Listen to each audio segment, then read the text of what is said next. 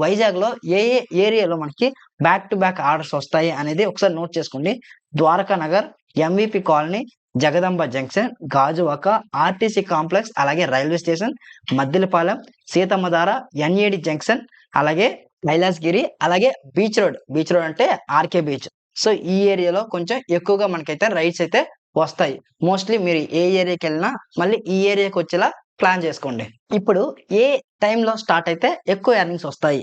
Morning మీరు ఒక 5:00కి start అయితే మీకు మంచి ఎర్నింగ్స్ వస్తాయి. 5-10 ఈ టైంలో డిమాండ్ ఎక్కువగా ఉంటుంది. నెక్స్ట్ వచ్చేసరికి ఈవినింగ్ ఒకవేళ రావాలి అనుకుంటే 4:30 ఆర్ 5:00 రండి. 5 టు నైట్ 8 ఆర్ 9 వరకు అయితే ఎర్నింగ్ చేసుకోండి. 9 తర్వాత ఈ వైజాగ్ సిటీలో ఎర్నింగ్ చేయడం కాస్త రిస్కీ.